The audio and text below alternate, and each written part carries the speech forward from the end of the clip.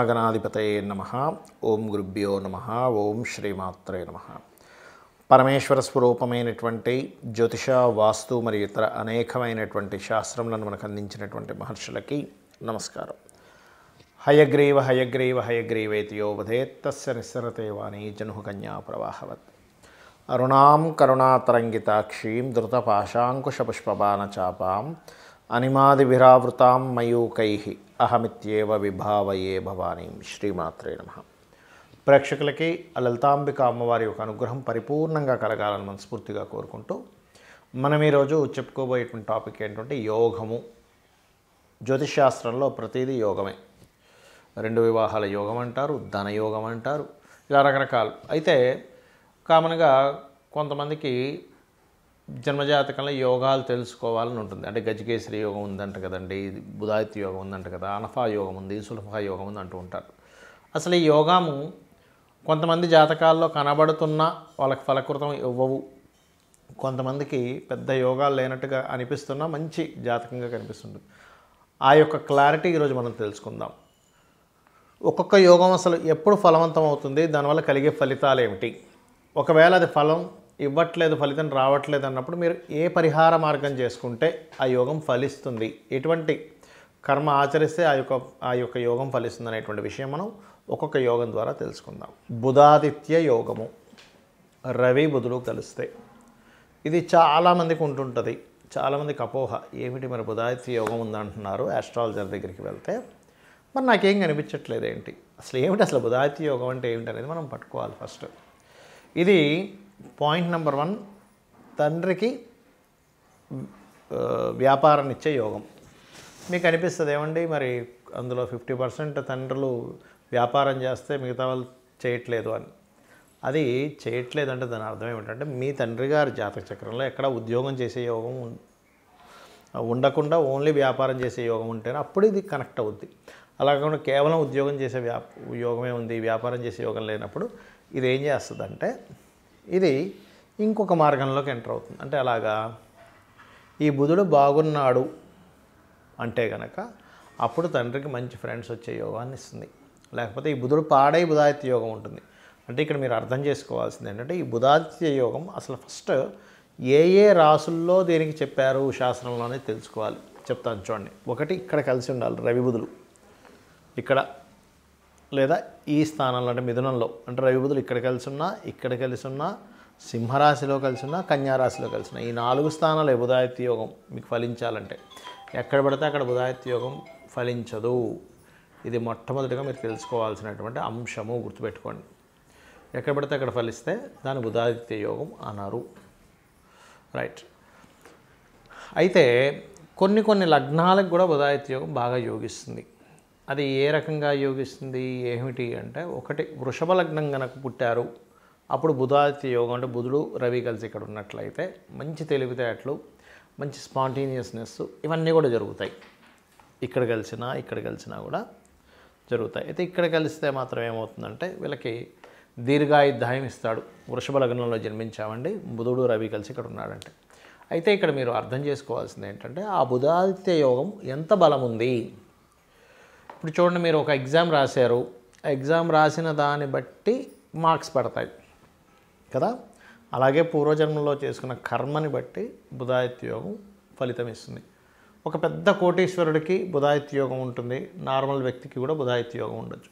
కానీ ఆ పెద్ద కోటీశ్వరుడు ఆయన కోట్లు సంపాదిస్తాడు బిజినెస్లో, ఈ వ్యక్తికి బుధాదిత్య యోగం ఉంది కానీ సేమ్ ఈక్వల్గా ఎందుకు మనీ రాలేదు వాళ్ళిద్దరికీ అంటే బికాజ్ ఆఫ్ స్ట్రెంగ్త్, బలము. 2 ఒక రకంటి బైక్లే కనిపిస్తుంటాయి చూడడానికి, కానీ ఒక దాంట్లో ఎక్కువ ఉంటుంది హార్స్ పవర్, ఇంకో దాంట్లో తక్కువ ఉంటుంది. ఇది వెళ్ళినంత స్పీడ్గా అది వెళ్ళదు. అంటే ఇక్కడ ఏమిటి శాస్త్రం మొత్తం మనకు చెప్తుంది ఏమిటంటే మీరు కనుక పూర్వజన్మలో చేసిన కర్మే ఈ జన్మల్లో మీకు యోగంగా మారుతుంది. ఇది ట్రూ. రైట్. ఇప్పుడు ఈ బుధాదిత్య యోగం ఒకటి తండ్రికి అటువంటి యోగము, రెండవది మీరు వాక్ ఏదైతే ఉంటుందో నీట్గా ఉంది అంటే ఎక్కడ పాడవలేదు, పాపగ్రహాల మధ్యన బుధాదిత్య యోగం లేదు ఈ 4 స్థానాల్లో.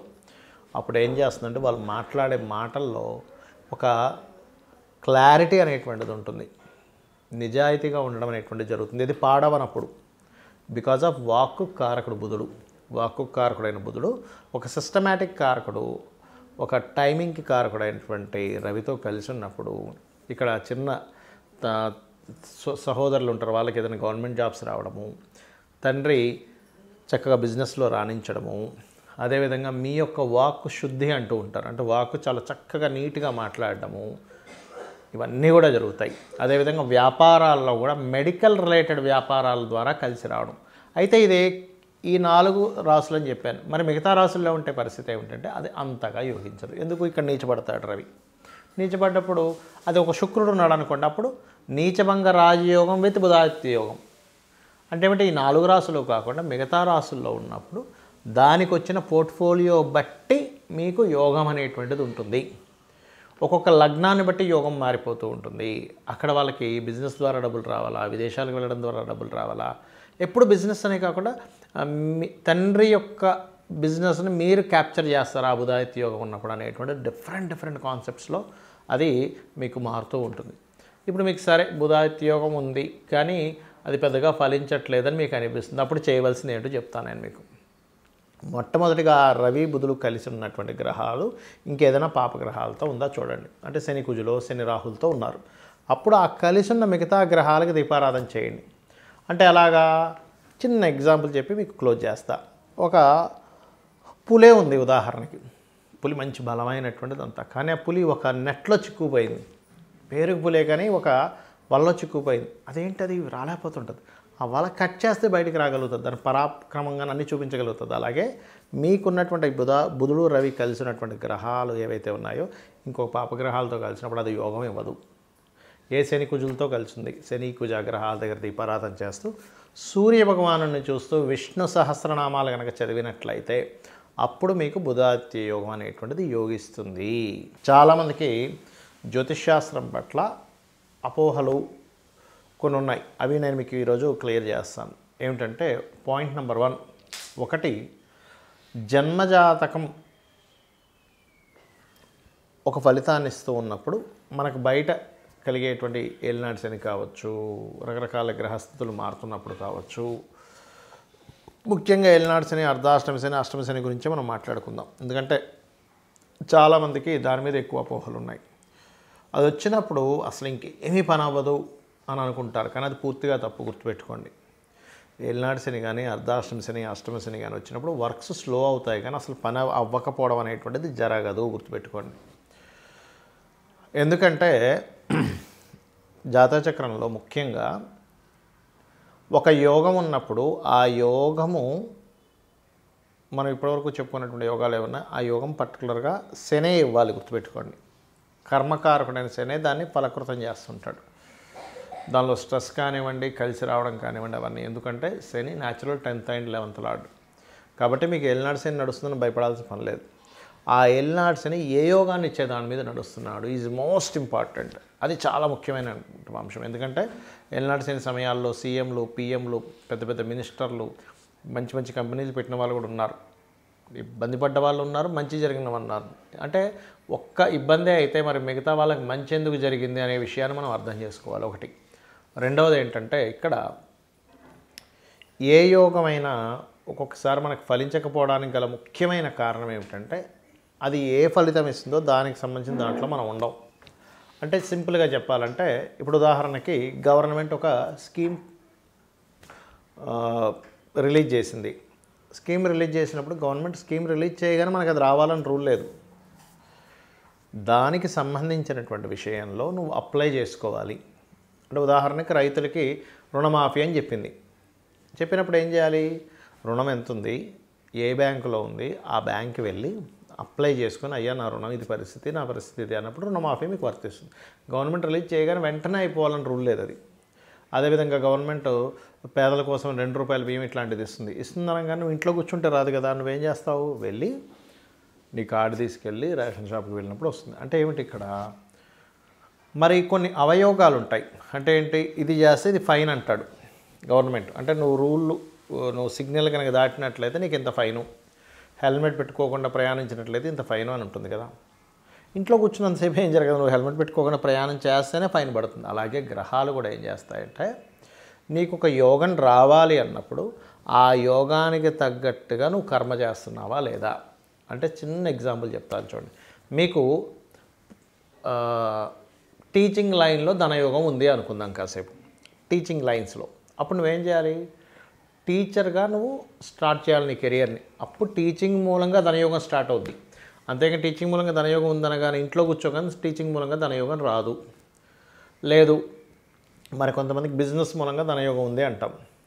బిజినెస్ స్టార్ట్ చేస్తే కదా బిజినెస్ మూలంగా ధనయోగం వచ్చేది. లేదా బిజినెస్ మూలంగా ధనం పోయే యోగం ఉంటుంది. అంటే అప్పుడేంటి? బిజినెస్ స్టార్ట్ చేస్తేనే కదా పోయే యోగం. అంటే మీకు ఏదుందో యోగము దానికి సంబంధించిన జోలికి వెళ్ళినప్పుడే కదా మీకు నష్టం కానీ కష్టం కానీ లాభం కానీ జరిగేది.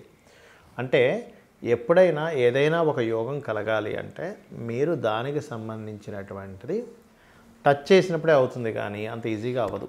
అయితే ఇక్కడ చాలామందికి సందేహం వస్తుంది ఏమిటంటే, ఏమండి మనం ఏమీ చేయకుండా రోగం వస్తుంది, యాక్సిడెంట్ అవుతుంది, ఇట్లాంటివి ఉంటాయి కదా అంటే, ఒకటి గుర్తుపెట్టుకోండి, ఇవన్నీ ప్రారబ్ధ కర్మలు. అంటే వదిలినటువంటి బాణం లాంటిది, అది ఆగదు. అది కర్మలో ఖచ్చితంగా ఉంటుంది కొన్నిసార్లు. అంటే అలాగా ఎంత చక్కగా ఎంత మంచిగా ఉన్నా సరే జీవిత భాగస్వామితో గొడవలు అయిపోయి వాళ్ళు సరిగ్గా లేక డివోర్స్ అయిపోతుంది. అంటే వాళ్ళ జాతకాల్లో రెండవ వివాహ యోగం ఉంది అని అర్థం అనమాట. అలాంటప్పుడు ఏం చెప్తుంది శాస్త్రము? పురుషుడైతే అర్క వివాహం చేసుకోవాలి, స్త్రీ అయితే కుంభ వివాహం అని ఉంటుంది. అది వివాహానికి ముందు చేయించుకొని దాని తర్వాత మీరు వివాహం చేసుకున్నట్లయితే ఇబ్బంది రాదు. అది ఒక రెమెడీ ఉంటుంది దానికి. అదేవిధంగా వ్యాపారమే తల్లిదండ్రుల నుంచి, తండ్రి తాతల నుంచి వ్యాపారమే వస్తుంది, కానీ ఇతని జాతకంలో వ్యాపారం పెద్దగా లేదు. అలాంటప్పుడు ఏంటి? అది ఒకటే తెలుసు, ఆ వ్యాపారం రాణించడానికి నువ్వు ఏ దేవతామూర్తిని ఆరాధించాలి, రోజు ఏ మంత్రం జపించాలి, లలితాసహస్రనామాలు ఏ మంత్రం జపిస్తే నీకు ఇబ్బంది పోతుంది అనేటువంటిది ఆ కీ పాయింట్ పట్టుకోగలగాలి.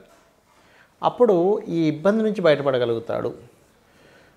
కొన్ని ఇంకా ఖచ్చితంగా అనుభవించాల్సిన కర్మలు కొన్ని ఉంటాయి, అవి మనం తప్పించుకోలేం అంత ఈజీగా. కాకపోతే అది కూడా తప్పించుకోవచ్చు. ఎప్పుడు? అమ్మవారి పాదాలని శరణాగతి అంటారంటే, అమ్మ నువ్వు తప్పితే మరొకటి ఏమీ లేదు నాకు, నువ్వే నాకు శరణం, నేను నిన్నే నమ్ముకున్నాను, నా కర్మ అంటే నేను చేసేటువంటి నిత్యం చేసేటువంటి పని ధర్మబద్ధంగా చేస్తున్నాను, నువ్వే శరణము అన్నప్పుడు అమ్మవారే రక్షిస్తుంది, గుర్తుపెట్టుకోండి. అలాగే ఇక్కడ చాలామందికి చాలా అపోహలు ఉన్నాయి. ఇంకొక అపోహ చెప్పేసి నేను క్లోజ్ చేస్తాను. ఏంటంటే, పలానా మహాదశ నడిచేటప్పుడు లేదా పలానా వ్యక్తికి ఒక దేవతా స్వరూపం చెప్తారు, మరి అందరికీ ఎందుకు ఒకటే చెప్పరు అనేటువంటిది. ఎందుకంటే చెప్తాను చూడండి. ఇప్పుడు ఒక వ్యక్తి ఉన్నాడు, అతనికి యాక్సిడెంట్ అయి బ్లడ్ పోయింది. బ్లడ్ ఎక్కించాలనగానే ఏదో ఒక బ్లడ్ తీసుకొచ్చి ఎక్కిస్తాం. ఎక్కించాం ఎందుకు? అతని గ్రూప్ ఏంటి, ఆ గ్రూప్కి ఏ గ్రూప్ బ్లడ్ ఎక్కించుకుంటే కరెక్ట్ అనేటువంటి తెలిసి దాని ద్వారా ఎలా చేస్తాం. అలాగే ప్రతి జాతకుడికి కూడా పూర్వజన్మల నుంచి ఒక దేవత వస్తూ ఉంటుంది వీళ్ళని రక్షించడానికి. ఆ ఉపాసన చేసిన ఉంటాయి. మీరు ఎవరిని ఉపాసిస్తే మిమ్మల్ని రుణరోగ శత్రువు నుంచి బయటపడేస్తుంది అనేటువంటిది ఉంటుంది. ఇంట్లో ఒక నలుగురు ఉంటే నలుగురికి వేరువేరుగా ఉంటుంది, ఒక్కొక్కసారి ఇద్దరికి ఒకటి ఉంటుంది, ఒక్కొక్కసారి నలుగురికి ఒకటే ఉంటుంది. అది మీరు పట్టుకోగలిగితే జన్మ యొక్క సార్థకత, అంటే మీరు ఈ జన్మలో రుణ రోగ శత్రు పీడల నుంచి బయటపడతారు. ఆ రకంగా ఒక యోగం ఏర్పడాలంటే ఏం చేయాలి, అసలు ఏ యోగం ఏ వాటి ద్వారా ఏర్పడుతుంది అనేటువంటిది తెలుసుకుంటూ ఆ యొక్క అమ్మవారిని నిత్యము ఆరాధించి మీరు మీ యొక్క లైఫ్ని అద్భుతంగా మార్చుకుంటారని కోరుకుంటూ శ్రీమాత్రే నమః.